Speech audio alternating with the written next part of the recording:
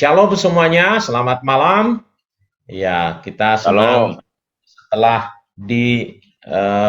kita libur dulu gara-gara peristiwa besar ya, banyak saudara-saudara kita mengalami sakit COVID.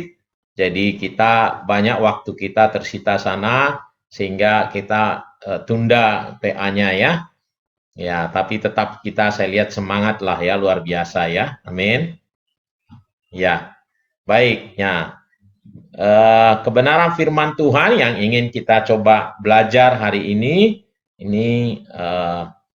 judulnya adalah sebentar saya itu dulu ya. Sudah kelihatan nih, menjadi hamba Jelas Pak, Tuhan ya. jelas. Oke, ya, menjadi hamba jelas. Tuhan kelas dunia. Ya, ini mengapa saya ambil ini supaya kita bergairah dulu bahwa pertama adalah tentu saya harus katakan visi gereja kita itu adalah menjadi berkat bagi bangsa-bangsa. Jadi sebenarnya kita harus siap-siap jadi hamba Tuhan kelas dunia, kelas bangsa-bangsa, gitu nih ya. Dan pandemi ini menurut saya sebenarnya adalah jalan Tuhan untuk kita bisa upgrade diri kita menjadi seperti itu.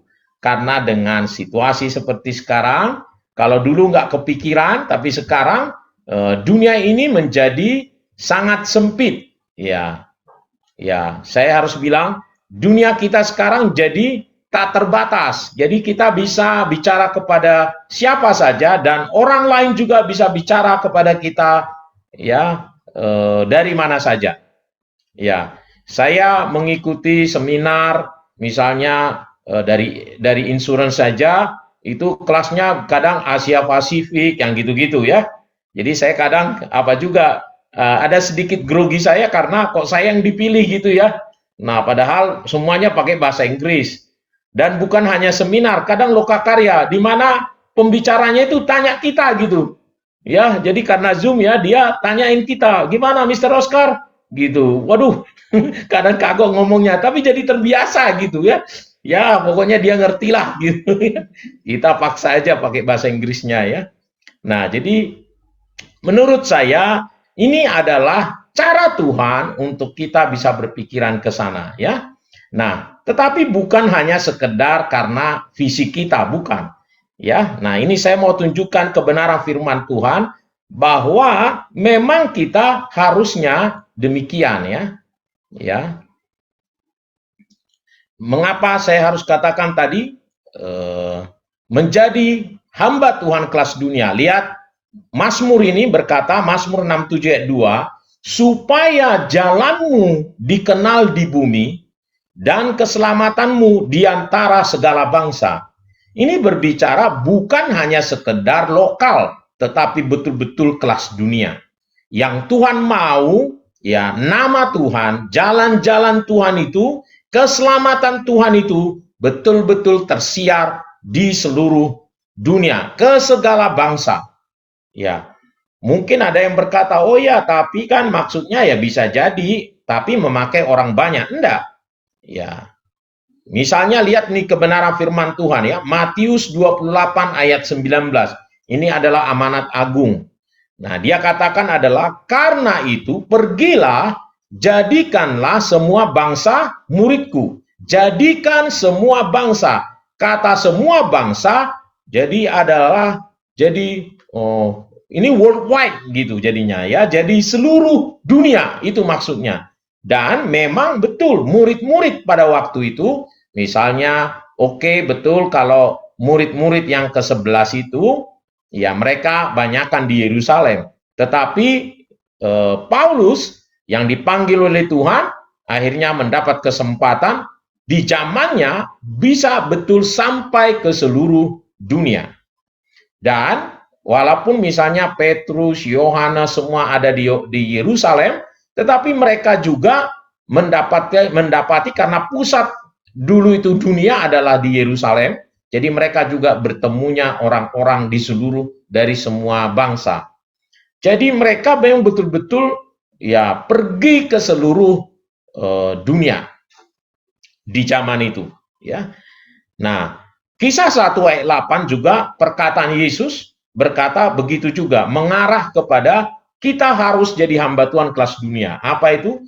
Tetapi kamu akan menerima kuasa kalau Roh Kudus turun ke atas kamu, dan kamu akan menjadi saksiku. Perhatikan di sini, di Yerusalem dan di seluruh Yudea dan Samaria dan sampai ke ujung bumi.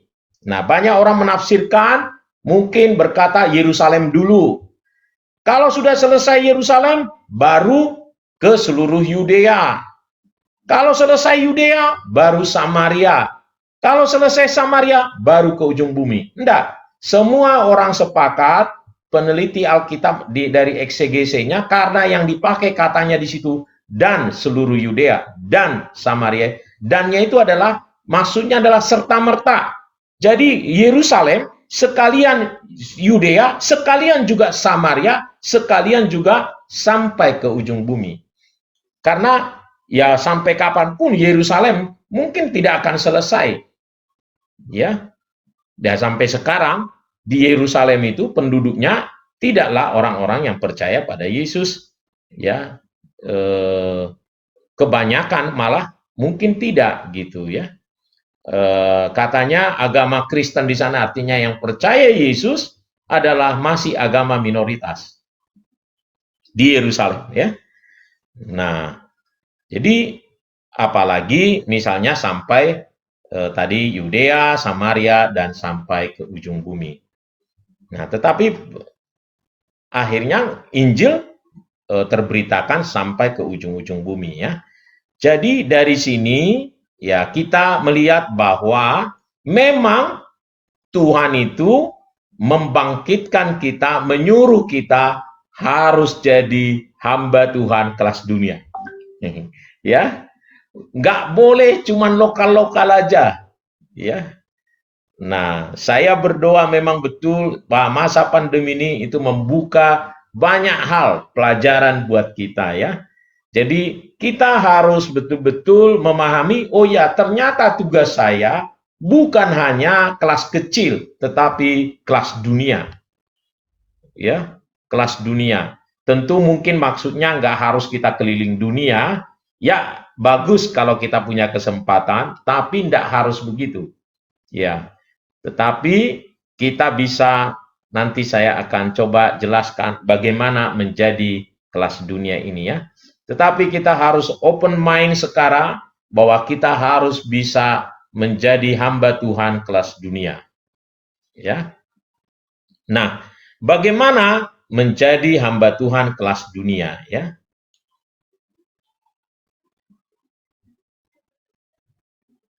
Nah, oh ya, sebelumnya jadi sebenarnya di dunia ini hanya orang-orang Kristen kelas dunia, yaitu orang-orang yang merupakan ya yang bergairah, yaitu sukacita, rasa percaya diri, antusias, yang menularkan ya keantusiasannya, dan karena mereka sedang membuat sebuah perbedaan, mereka bangun setiap pagi mengharapkan Tuhan bekerja melalui mereka dalam cara-cara yang baru, sehingga setiap orang tahu Yesus adalah Tuhan. Nah, inilah orang-orang ya hamba-hamba Tuhan yang memiliki pikiran yang global ya. Mereka bersemangat terus mencari-cari cara baru, bagaimana caranya sehingga setiap hari katanya ya mereka membuat perbedaan ya. Setiap hari mengharapkan Tuhan bekerja melalui mereka dengan cara-cara yang baru. Ada antusiasme yang luar biasa ya. Nah, lalu bagaimana ya berpikir seperti seorang Kristen kelas dunia? Bagaimana berpikir seorang hamba Tuhan yang kelas dunia ini ya? Ya, nah yang pertama ada 4 ini saya buat ini. Yang pertama adalah kita harus bergeser dari pemikiran yang berpusat pada diri sendiri kepada pemikiran yang berpusat pada sesama. Jadi bukan kepada diri sendiri. Nah, kalau hamba Tuhan itu pikirannya cuma bagaimana itu saya, bagaimana mobil saya, bagaimana rumah saya, bagaimana. Nah, kalau cuma hanya untuk diri sendiri, nah ini yang bersifat lokal namanya. Yang Tuhan mau adalah berpikiran bagaimana untuk sesama, gitu ya. Nah, tentu paradigma ini bisa terbangun di dalam dirinya kalau dia bergantung sepenuhnya kepada Tuhan setiap saat. Nah, dan mintalah Roh Kudus, tentu hanya pertolongan Roh Kudus saja. Jika kita bisa dengan pertolongan Roh Kudus saja, ya, baru kita bisa memikirkan kebutuhan rohani orang-orang yang belum percaya. Jadi, pertama adalah kita betul-betul harus bergeser dari pemikiran yang berpusat pada diri sendiri kepada yang berpusat pada sesama. Caranya ini bagaimana? Bangun paradigma untuk bergantung sepenuhnya kepada Tuhan dan minta Roh Kudus menolong kita sehingga kita bisa memikirkan kebutuhan rohani orang-orang yang belum percaya. Kapan saja kita bicara, siapa saja kita bertemu, yang kita pikirkan keselamatan orang itu. Ya, saya bersyukur ya banyak misalnya saudara datang kalau ke Semarang, saya harus katakan kalau dia mampir ke rumah saya pastikan mereka dulu selamat. Ya, saya bersyukur mereka pandang saya sebagai hamba Tuhan, jadi saya mudah menggiringnya ya. Jadi saya bersyukur rasanya mungkin kalau nggak sampai 90% atau paling tidak 75% saudara-saudara saya yang di Semarang ini saya yang injili. Ya, ketika dia datang ke rumah saya injili. Ya, kenapa? Karena saya ketika ketemu sama orang, saya terus selalu melihat apakah orang ini sudah selamat atau tidak. Ya, kebutuhan rohaninya.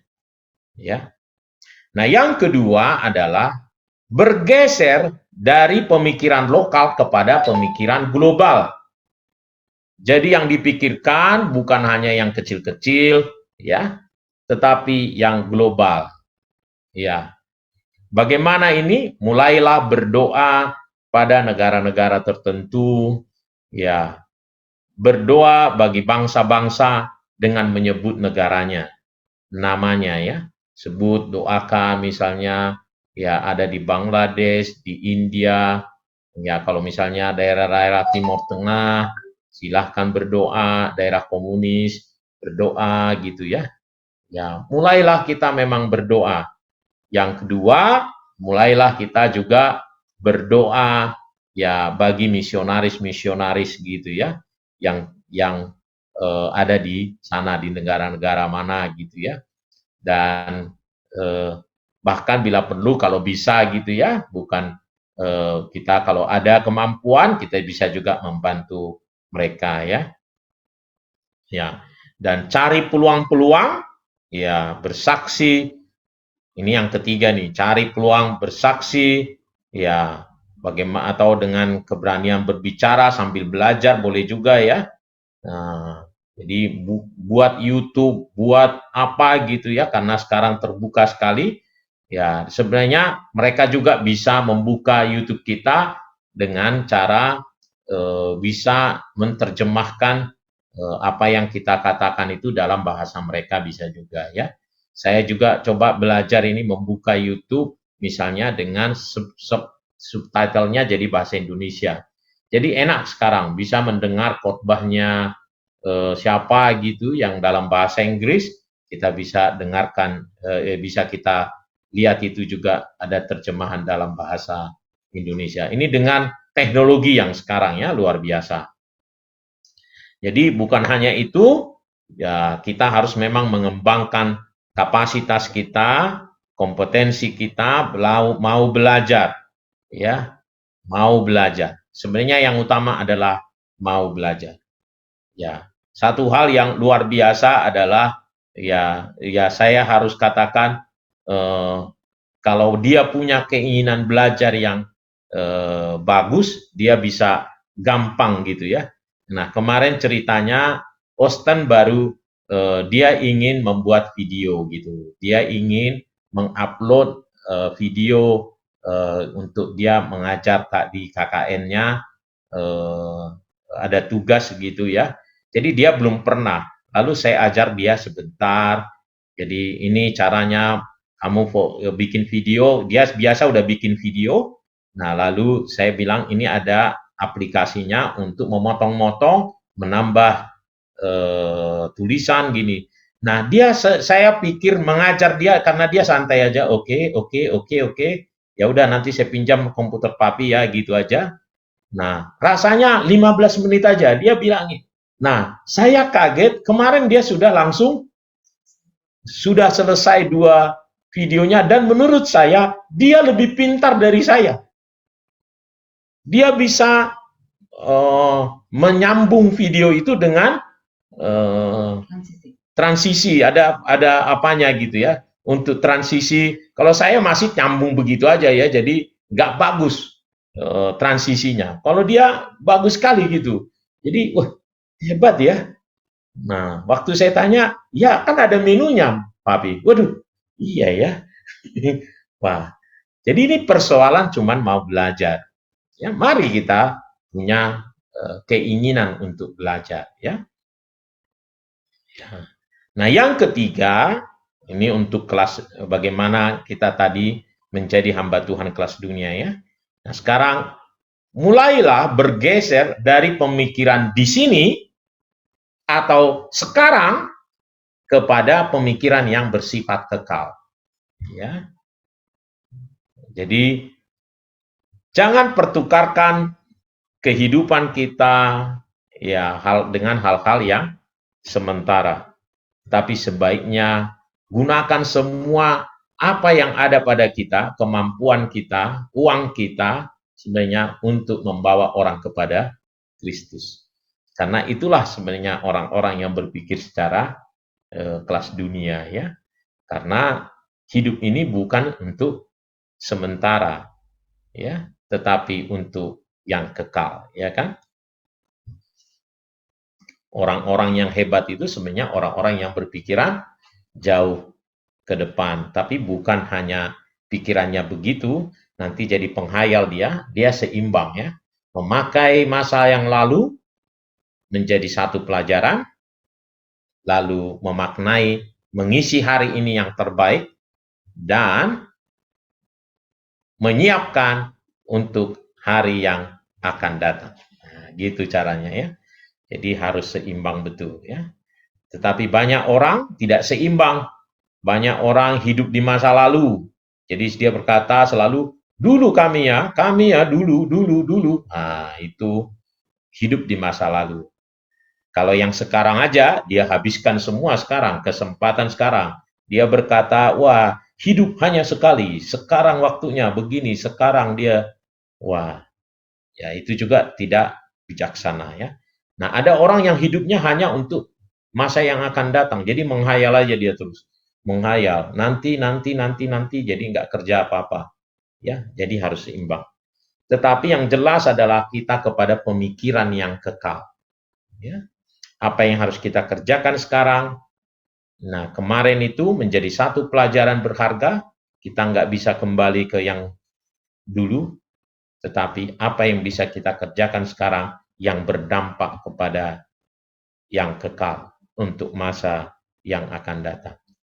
Nah, yang keempat, yang terakhir ini, kita harus bergeser dari pemikiran alasan-alasan ya kepada memikirkan cara-cara kreatif untuk memenuhi amanat agung ini. Ya, jika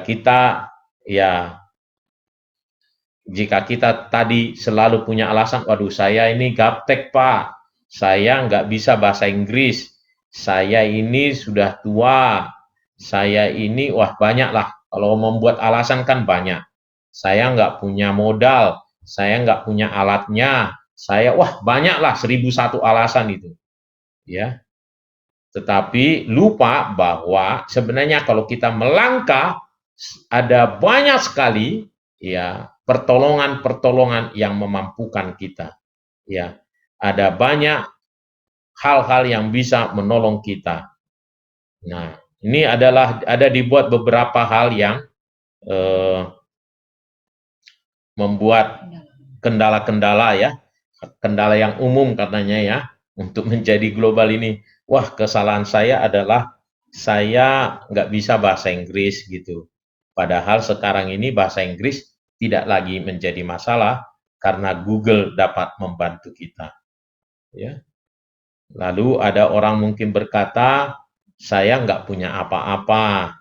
Apa yang saya miliki nggak punya apa-apa gitu. Padahal kita mempunyai kemampuan dan pengalaman dalam shape kita. Shape itu adalah spiritual gift, heart, S spiritual gift karunia rohani, H adalah heart, hati, ya.